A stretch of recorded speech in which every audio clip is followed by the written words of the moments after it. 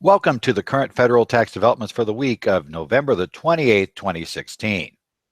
This week, current federal tax developments is going to be looking at John Doe and Bitcoin. This program is brought to you by your state society of CPAs and Nichols Patrick CPE.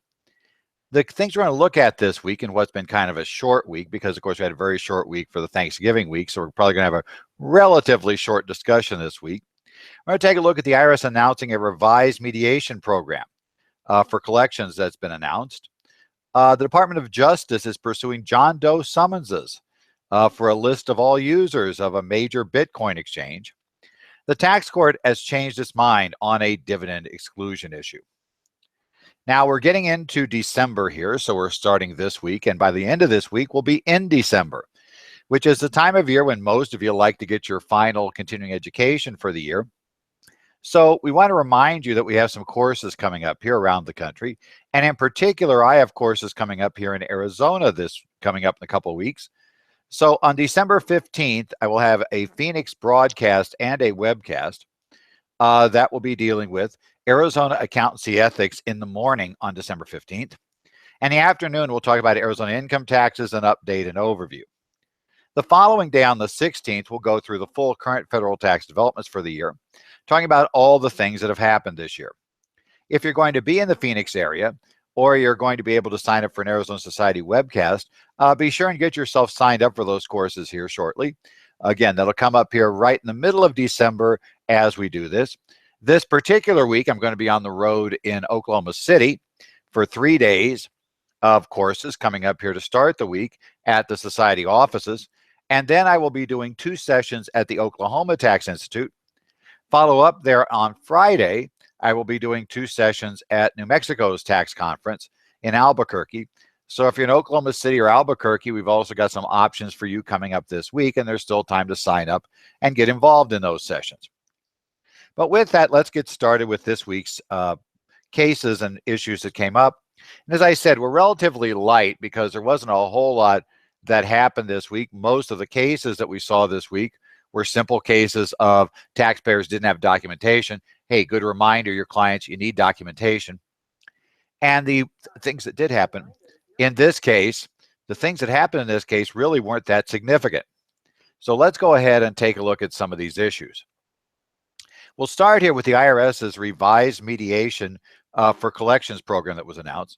And you may or may not have heard in the background, we had a little one of these electronic devices that does Google Home decided to speak up and tell me what it couldn't do. So if you heard that, I apologize for that. We're recording this weekend as I get ready to go to Oklahoma City. So what we've got right now is Revenue Procedure 2016-57.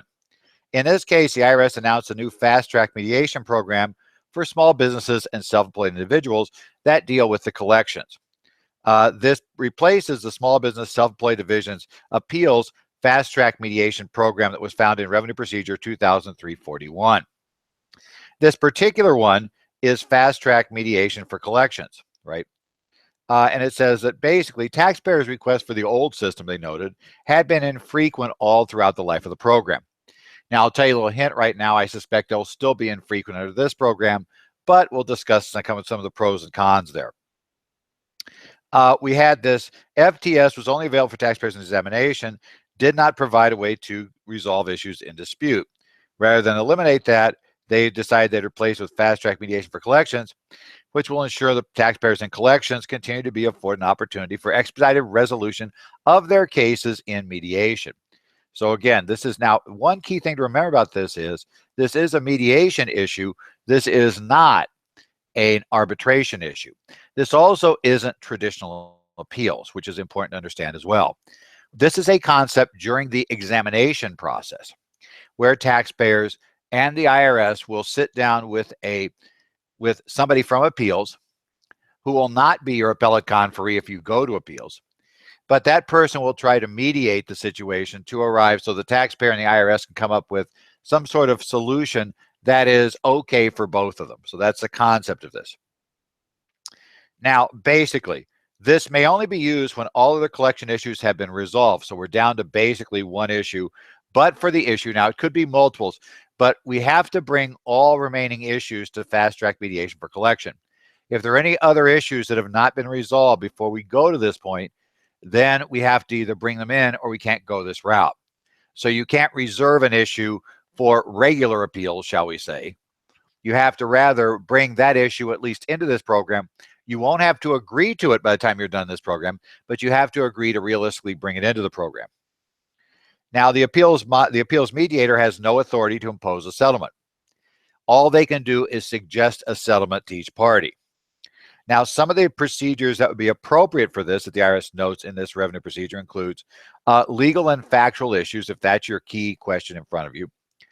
And the following offer and compromise cases, provided all relevant facts are known by both parties. That includes the value of a taxpayer's assets, including those that are held by a third party, the amount of dissipated assets that should be included in the overall analysis of reasonable collection potential, whether the taxpayer meets the criteria for deviating from the national and or local expense standards. That's always kind of a big discussion point.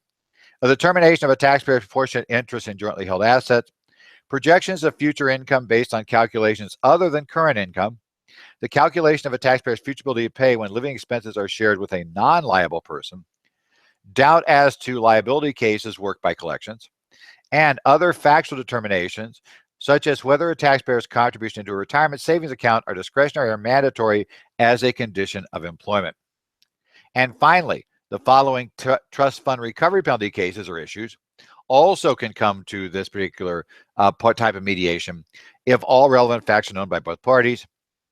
Whether a person was required to collect, truthfully account for, and pay over income or employment taxes, whether they acted willfully, those are obviously the two key issues, whether a taxpayer properly designated a payment to the trust fund portion, that's also an issue we sometimes run into.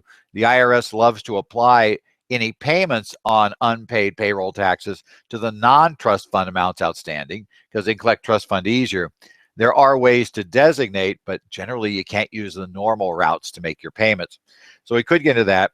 And finally, whether the taxpayer provided sufficient corporate payroll records to establish that a corporate tax deposit was in the amount required by the regulations, and thus was considered a designated payment to be applied to both the trust fund and non-trust fund portion of the employment taxes associated with that specific payroll.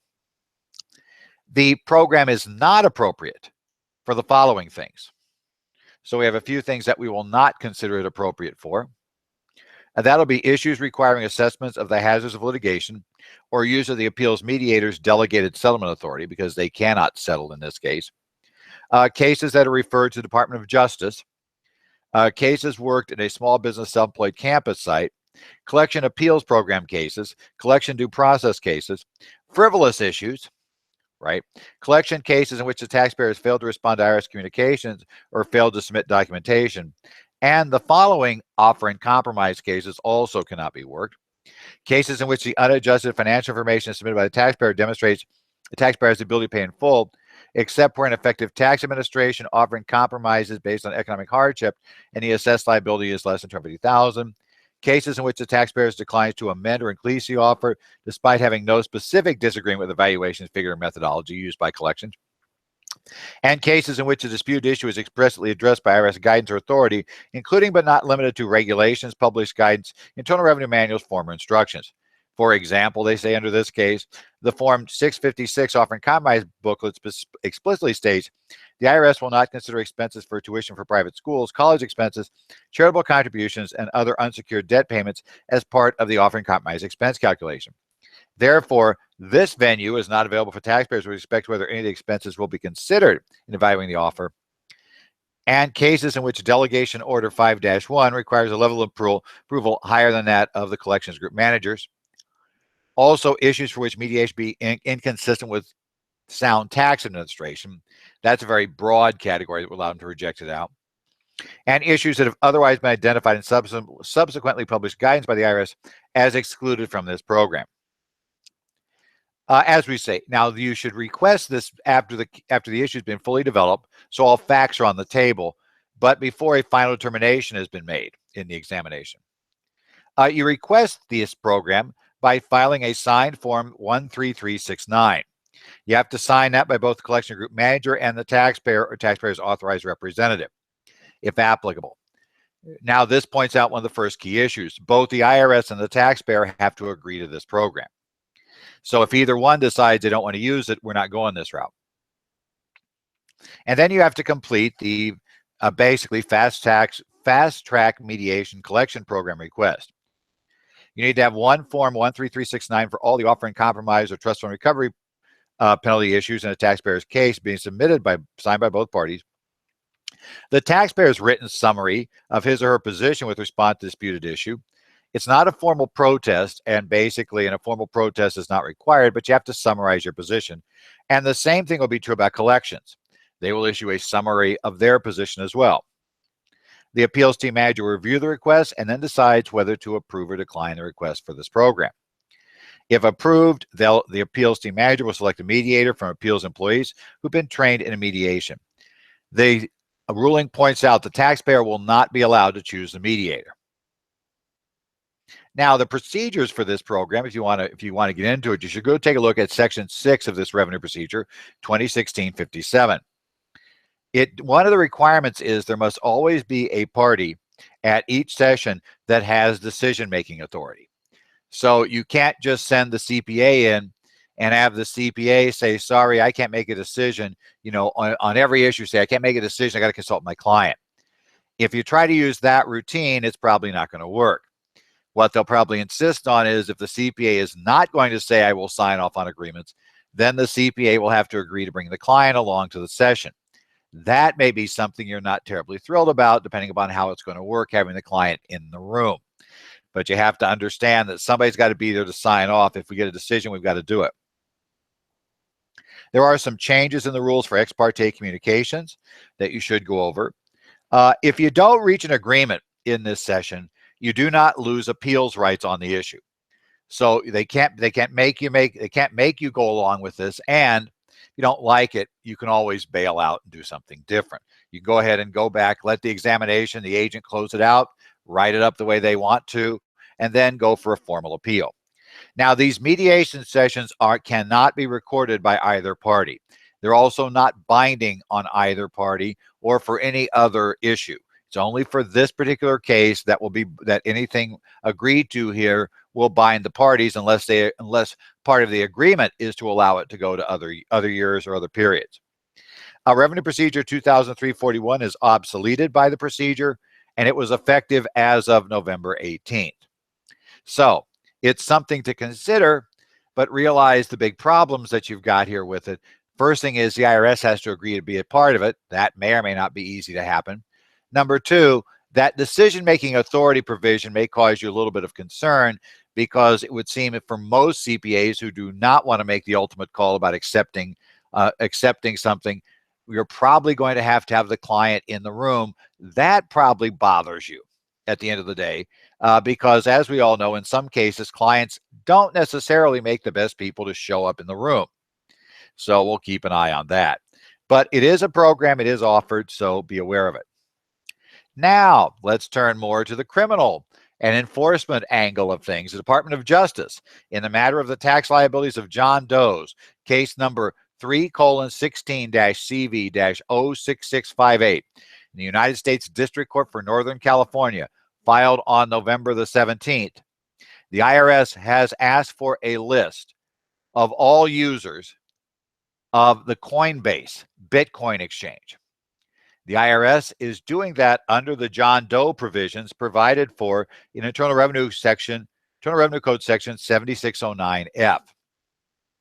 The John Doe summons, you may remember, was used in the offshore collection issues where they went to Visa and asked for a list of people who had Visa and various banks for people that had accounts, let's say Visa cards issued offshore, because they found that was a way people were using to cash in and be able to access their offshore accounts. The IRS now has decided that Bitcoin is a similar problem. And so the IRS now has gone to the largest Bitcoin exchange in the US, and they're asking for a summons that will mandate that exchange provide a list of everybody with an account on there. The assumption being that we're going to look to see if those people actually have been hiding income. Now, the John Doe summons rule is kind of interesting. Basically, the IRS, in order to be able to obtain the summons per section 7609F, has to provide the summons relates to the investigation of a participable person or ascertainable group or class of persons. There is a reasonable basis for believing that such persons or group or class of persons may fail or have failed to improperly comply with the Internal Revenue Code. And the information sought to be obtained from examination of the records or testimony is not readily available from other sources. Now, the question here, obviously, the third case there with the way Bitcoin works, that's probably true. It's not available from other sources. The exchange is the one place where we can, because that's the catch. The problem with it, Bitcoin is a highly anonymous payment mechanism in what's a virtual currency. And so we have this Bitcoin, which can be used to purchase anything, and which, not surprisingly, could be very useful if you're trying to hide income, because if you have it in Bitcoin, it's not traceable. So if you receive payment in Bitcoin and then you turn around and pay for things in Bitcoin, well, it's so tough to catch you. However, not everybody, in fact, most, shall we say, businesses do not currently accept Bitcoin. So because of that, we have a little problem here that sometimes one needs to convert Bitcoin into regular currency. Well, Coinbase operates what's called a Bitcoin exchange. And what that generally allows you to do is convert your Bitcoin, sell your Bitcoin off to other parties, and receive cash in exchange for the Bitcoin. So it allows you to cash in the Bitcoin. This is where the IRS is going, because their assumption is that these people who've been hiding income, when they need to access regular cash, not virtual currency, they're going to go to an exchange and make a conversion. Coinbase is the largest US Bitcoin exchange. So the IRS is asking for a list of everybody. Now, the IRS justifies, remember, they have to show who's the ascertainable group. Some concern has been expressed, among some commentators, that everybody using Coinbase may be a bit of a broad group. There are legitimate uses for Bitcoin. There are some businesses that take Bitcoin, that are very legitimate businesses that, report everything. They would obviously use Coinbase or something like it to convert that Bitcoin into cash, because they would like to deposit the cash. They may do so very quickly. So there's a question about whether that's really the right group. Now, for the question about whether they have a basis for believing that people have not complied, the IRS reported on 2 large examinations into 2 cases, shall we say, that involve Coinbase customers that had millions of dollars of revenue going through Coinbase, and which apparently they weren't really reporting as income. So because of that, the IRS believes there'll be others in there. Now, whether this particular summons will be granted is open to question. Obviously, it's a decision the court will make. Coinbase, they've not really said they're fighting it. They've implied they're going to fight this. They probably need to fight it, because if they don't, people will end up going elsewhere, especially those who, let's say, have less than honorable intentions would certainly go elsewhere. Probably there's a reasonable chance, because what the IRS has are 2 very large cases. It would seem reasonable that the court might require the IRS to limit their summons to people, let's say, who have processed more than some base level of transactions over the years. So no, the guy who cashed in, $200 worth of Bitcoin, no, IRS, you don't need his name and address, but you might need the name or contact information for people, let's say, that have transacted over $1 million of Bitcoin, over 100,000, whatever that level is. Now, this raises an interesting problem if a individual has actually been hiding income and using Bitcoin to do so. The number one thing I tell any CPA, if a client suddenly comes to you after hearing about this and suddenly wants to confess, is to tell them to keep their mouth shut for the moment and hand them the name of a local tax attorney who does criminal work. It's probably best that they go see them now, immediately. There may be a short window of opportunity to come forward voluntarily before we know for sure the IRS has received this John Doe summons. Once they've got the names in their hands, you probably won't be able to get the kind of voluntary deal you could if you come forward now. But CPAs need to stay away from actually listening to the client's story in this case, because the problem there, the problem there is, if it turns out the client just made a criminal confession, you now have become witness one against the client in a criminal case. That's not something a CPA should do. So obviously, you want to be careful in this regard. Finally, let's talk about what's going to be the tax court reversed themselves on earlier cases as Analog Devices Inc. et al. Versus Commissioner 147 TC number 15. Now, the question in this case goes back to a case that the tax court had previously decided in the case of BMC Software Inc. versus Commissioner 141 TC number 5. The question comes with this. We have an onshore entity, parent company, that has an offshore subsidiary. The IRS does an examination under Section 481 of the code. They determine that, in fact, basically, they've misreported income by not reporting enough income onshore and reporting, basically shoving income offshore to that offshore entity. Now, one of the ways you can fix that is governed by revenue procedure, in this case, 99-32. You have two ways of fixing it there because obviously, okay, we go back, we agree to report more income onshore. Now the catch is, how do we book that? And one of the ways you can do it is by agreeing to either take a dividend, treat that as a dividend, which, causes other problems for you, or you can treat it as a receivable. So here's the catch. So we do an exam, IRS examines us, says for the last 5 years, we should have been reporting more income than we did. Let's say the last 3 years. Let's have 3 open years. So we go ahead and we book that income up. And we say, okay, we're going to book a receivable today here at the end of the exam. And the exam finally ends, basically 7-8 years after the years in question. So we book that receivable today and we, write off, basically pay that off within 90 days, which is what happened in this case. Now, the IRS said, okay, fine, except there's a provision here on Section 965 where you have a controlled foreign corporation, the exclusion of dividends from a CFC. There is a limitation on that you have to reduce that to the extent that there's an increase in intercompany liabilities coming from 2004 or later. The IRS takes position, wait, when you agreed for that receivable here in 2016, that related to dividends that were paid in 2008, 2009, 2010, there was a liability back in 8, 9, and 10. We increased liability for each of those years, and that debt stayed outstanding all through today. You finally paid it off this year. Because of that, the service says you have to disallow part of those dividends because that's going to be an increase in debt. As an increase in debt, that's going to cause part of your dividends from the CFC to become taxable.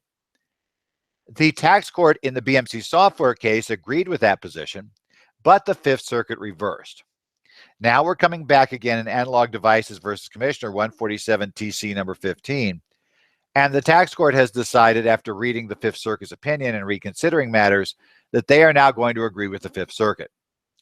The key issues here is the IRS enters into a closing agreement with the taxpayer, and they made the election under 9932.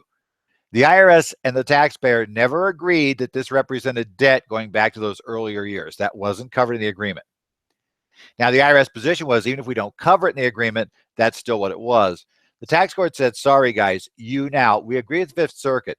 That receivable does not exist until 2016.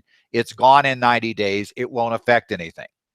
We're not going to allow you to retroactively throw it back to earlier years unless the taxpayer agrees. Taxpayer is highly unlikely to agree.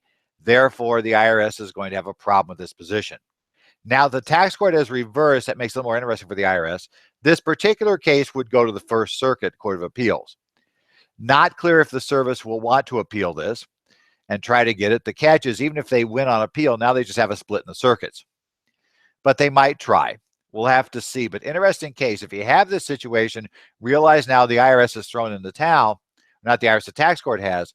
So it's not just a Fifth Circuit position any longer, but now it is a nationwide position of the tax court. Well, we're entering that time of year where it gets a little bit cold, shall we say. And so look to stay warm, right? Nice warm place. Have your class, be in the classroom for your state society. If your state society broadcasts, go ahead and stay home and take your broadcast in a nice warm place. Take a look at this year-end CPE that we've got offered by your state societies. Consider your options. And as I say, We'd love to see you out at the courses here as we get ready to close down here these last couple of weeks, because most of you don't sign up for much CPE after December 15th. So for the next couple of weeks, we're looking at picking up some more continuing education. Be sure to check, see what's available, sign up. We'd love to see you. This has been the current federal tax developments for the week of November 18th, 2016. Be sure to check our updates throughout the week at currentfederaltaxdevelopments.com as we write new articles. Also, you can send any questions or comments to me at zollars@currentfederaltaxdevelopments.com. You can also follow me on Twitter, my address there at @edzollars. Look forward to seeing you all next week as we talk about what comes out in a regular full-size week of federal tax developments, and seeing you, if we get a chance, at any of the places we'll be speaking here in the near future.